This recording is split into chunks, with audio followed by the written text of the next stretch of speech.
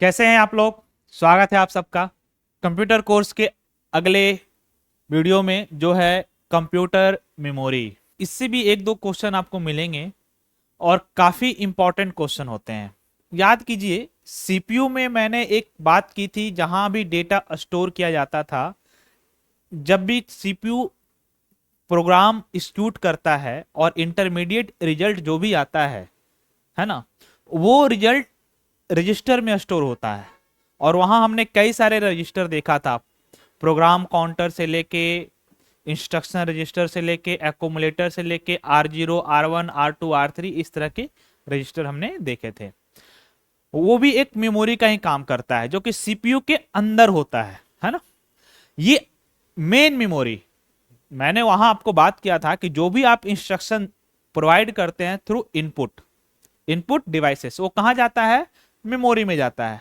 और मेमोरी से CPU fetch करता है, पहले इंस्ट्रक्शन फेच करता है, फिर इंस्ट्रक्शन को डिकोड करता है, डिकोड करने के बाद उसे पता चलता अच्छा ये करना है, देन डेटा को फेच करता है, फिर प्रोसेस एग्जीक्यूट करता है और रिजल्ट फिर स्टोर करता है। ये प्रोसेस हमने 5 प्रोसेस देखे थे सीपीयू का। तो जो हमने बात किया कि मेमोरी से इंस्ट्रक्शन को फेच कर रहा हो, है ना, तो मेमोरी क्या है, कितने तरह के मेमोरी होते हैं, इसके बारे में हम डिटेल में पढ़ेंगे इस चैप्टर में।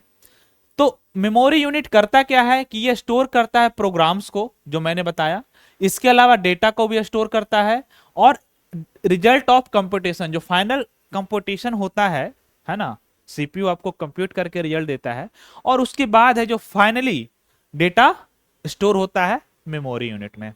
ये इसके जो टाइप होते हैं, 3 टाइप मेनली है।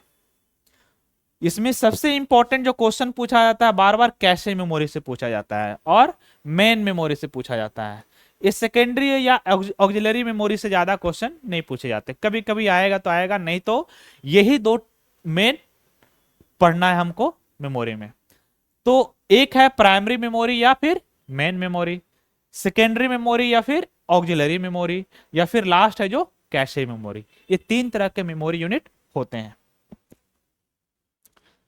अब जो प्राइमरी मेमोरी या फिर मेन मेमोरी है, उसको 2 टाइप में बांटा गया है। एक है रोम और दूसरा है रैम।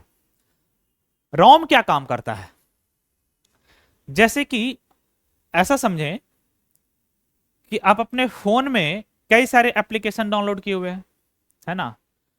फोन में आपके बहुत सारे इनबिल्ट एप्लीकेशन है, और कुछ आप इंस्टॉल किए हैं प्ले स्टोर वगैरह से, और बहुत सारे इनबिल्ट एप्लीकेशन है, जैसे उसका माइक्रोफोन, है ना, उसका स्पीकर, ये सभी भी एप्लीकेशन ही है जो कि फोन में इनबिल्ट आते हैं।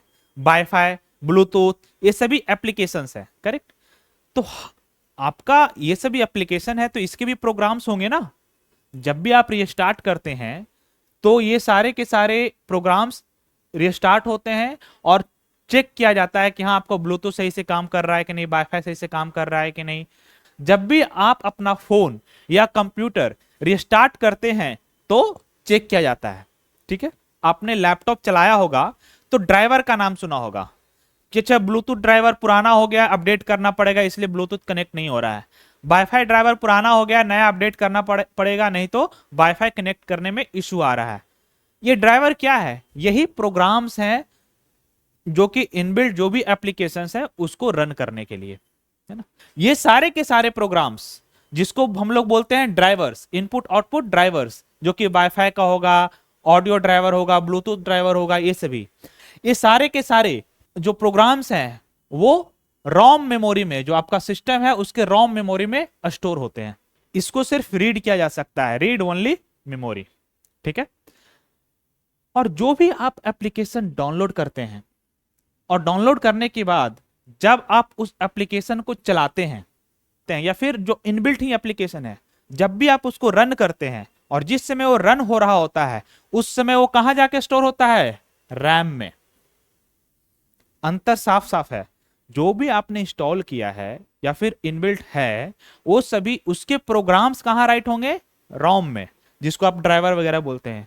और जब भी उस एप्लीकेशन को जब आप चला रहे हो, है ना, मान लेते हैं आप अभी ब्लूटूथ ऑन कर रखे हो, वाईफाई ऑन कर रखे हो, तो ये क्या होगा, रन होगा, सीपीयू उसको बार बार रन करेगा। वैसे कंडीशन में वो मेमोरी कहां स्टोर होगा, रैम में स्टोर होगा, प्रोग्राम नहीं, वो बस चलेगा रैम में, उसका डेटा फेच, इंस्ट्रक्शंस फेच होता रहेगा। तो यही दो तरह का मेमोरी है, रोम और रैम।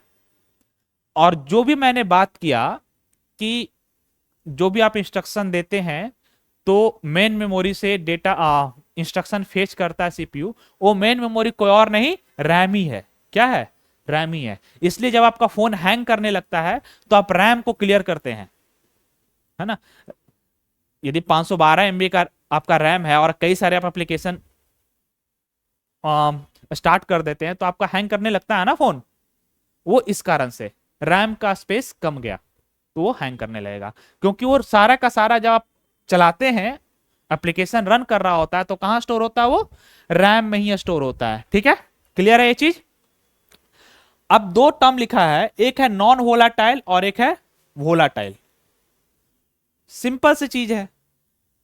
अब ये जो प्रोग्राम है ये बार बार तो नहीं होगा ना, एक बार जब आप फोन खरीदे हैं या फिर आपने इंस्टॉल किया, जो भी एप्लीकेशन इंस्टॉल किया, है ना, चाहे वो गेमिंग एप्लीकेशन हो, चाहे आप एक टेक्स्ट बुक या कोई भी एप्लीकेशन आपने इंस्टॉल किया, तो ऐसा थोड़े कि जब जब ऑन करेंगे तो फिर से इंस्टॉल करना पड़ेगा, नहीं। एक बार इंस्टॉल हो गया तो इंस्टॉल हो गया, चाहे आप फोन बंद कर दे और उसको रीस्टार्ट करें तब भी वो आपके फोन में रहेगा। लेकिन आपने गेम खेलना शुरू किया है और आप फोन बंद कर देंगे और उसके बाद जब फोन ऑन करेंगे तो वो गेम भी बंद हो जाएगा। करेक्ट। तो इसी इसी को बोलते हैं वोलाटाइल मेमोरी। मतलब वो मेमोरी जैसे ही आप पावर ऑफ करेंगे डेटा क्या होगा, लॉस कर जाएगा। करेक्ट।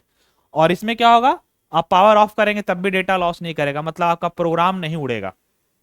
सिंपल सी चीज है। यह है दो तरह का मेमोरी, रोम और रैम। सेकेंडरी मेमोरी, जब आप सिस्टम ऑन करते हैं तो आप सी ड्राइव देखते होंगे, डी ड्राइव देखते होंगे, है ना। जो डी ड्राइव, ई ड्राइव, ये सब आपने जो बना रखा है हार्ड ड्राइव, सी ड्राइव बना रखा है, जो 500 जीबी का या 1 टीबी का बना रखा है, वो क्या है, सेकेंडरी मेमोरी है। रैम इतना ज्यादा नहीं होता, है ना। रैम भी देखते होगे, आपका जो सिस्टम है, कंप्यूटर है, उसमें 4 जीबी रैम है या 16 जीबी रैम है, बहुत तो बहुत 16 जीबी रैम में बहुत हो जाता है। लेकिन आपका मेमोरी जो है सेकेंडरी मेमोरी, वो 500 जीबी का हो सकता है, 1 टीबी का हो सकता है। करेक्ट।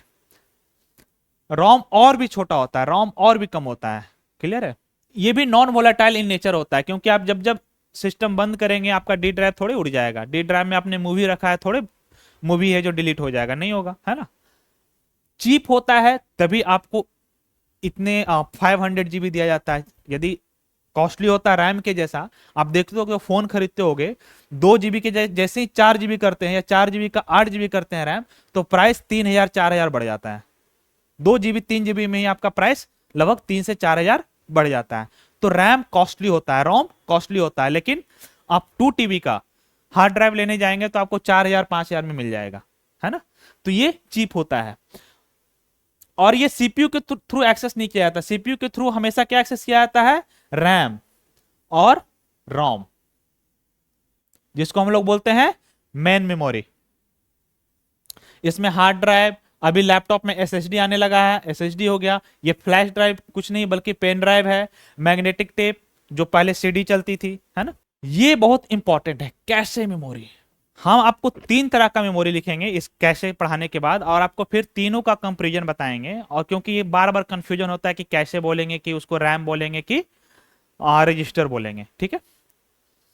कैशे मेमोरी क्या होता है कि जैसे ये सीपीयू है, ये सीपीयू है, सीपीयू के अंदर क्या होगा, रजिस्टर होगा।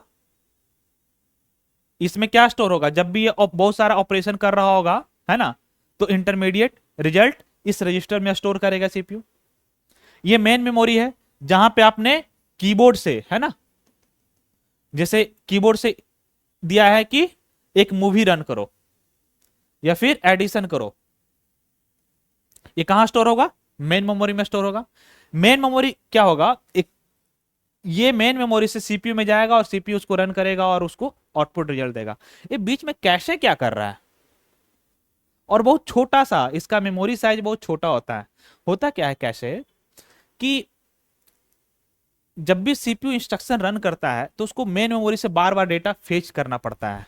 कैसे क्या करता है कि यदि कुछ डेटा फ्रिक्वेंटली आपको यूज किया जाता है फोन के द्वारा, है ना, जैसे कि आप हो सकता है कि आप अपने सिस्टम से बार बार इंडियन एक्सप्रेस चला रहे हो, सिस्टम से बार बार हॉट स्टार चला रहे हो, सिस्टम से बार बार जियो सिनेमा चला रहे हो, मैच चल रहा है तो बार बार चला रहे हो, तो उसकी जो इनिशियल्स कुछ फंक्शन जो होते हैं, है ना, उसको कैशे में स्टोर रखता है। वो आपका सिस्टम ही ये रिकॉग्नाइज करता है कि जो फोन है या फिर कंप्यूटर सिस्टम है कौन सा काम बार बार कर रहा है ना, जो चीज वो बार बार कर रहा है उसको कैशे में वो स्टोर करके रखता है, ताकि जब भी फिर से आप उसको चाहिए, आपने फिर से उसको कमांड दिया तो उसको मेन मेमोरी के पास ना जाना पड़े, कैशे से ही उठा ले।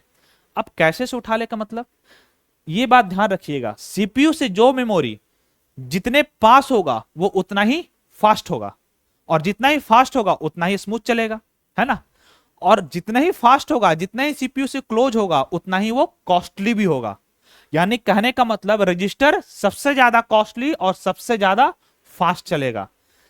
मेन मेमोरी से आपका कैशे फास्ट होगा और कॉस्टली होगा, क्योंकि कैशे सीपीयू के और नजदीक होता है मेन मेमोरी से भी ज्यादा, ठीक है। और जो हार्ड ड्राइव है वो तो बहुत दूर होगा।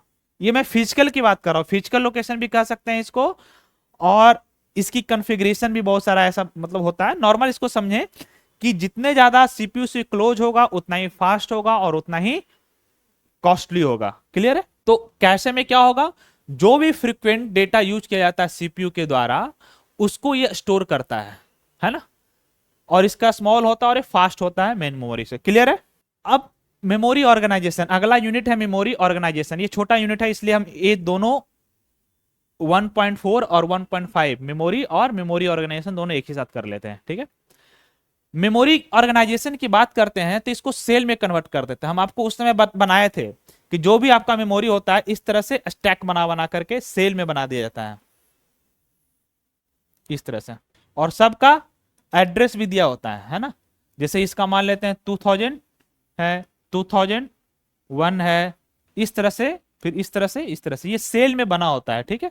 मेमोरी को डिवाइडेड होता है सेल में, और हर एक सेल का एक यूनिक नंबर होगा, और यही नंबर कहलाता है एड्रेस। जो मेमोरी एड्रेस बार बार बोलते हैं वो एड्रेस। अब 2000 एड्रेस पे मान लेते हैं आपने कुछ स्टोर किया है, मान लेते हैं 500 वैल्यू स्टोर किया है, 501 स्टोर किया है, इसमें हो सके 2 स्टोर किया है, ये नंबर है, डेटा स्टोर कर रहे हैं आप, लेकिन उसका एड्रेस है ये, ठीक है। तो ये बोलता है each cell has unique number called address. When the CPU want to read or write an address, it generate control signals such as read or write.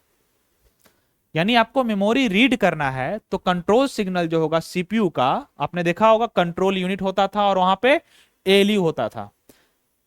Control unit का काम था जनरेट करना सिग्नल कि क्या करना है, इंस्ट्रक्शन को क्या करना है, डेटा को क्या करना है, और एएलयू का काम था कैलकुलेशन करना, है ना, ऐड सम जो भी करना है कैलकुलेशन करता था। तो ये रीड और राइट ऑपरेशन करता है। ये मैंने चार्ट बनाया है, आई थिंक आपको दिख रहा होगा, ये इमेज थोड़ा ब्लर है। देखिए सीपीयू में जो रजिस्टर होता है वो सबसे फास्ट है, करेक्ट। ये मैंने यहां पे लिखा है increase in cost per bit, increase in capacity and access time. जैसे जैसे नीचे जाएंगे वैसे वैसे बढ़ता जाएगा, और जैसे जैसे ऊपर जाएंगे वैसे वैसे कॉस्ट इसका बढ़ता जाएगा, ठीक है। तो ये इसका एक्सेस टाइम सबसे कम होगा और कॉस्ट सबसे ज्यादा होगा। कैशे मेमोरी का, उसके बाद मेन मेमोरी का, उसके बाद, है ना, मैग्नेटिक डिस्क, ऑप्टिकल डिस्क और मैग्नेटिक टेप, इस तरह से आपका हायरार्की में नीचे आ रहा है। अब मेमोरी जो एक्सेस करते हैं, या तो आप रैंडम एक्सेस करेंगे, सीक्वेंशियल एक्सेस करेंगे, डायरेक्ट एक्सेस करेंगे, पूछता नहीं है।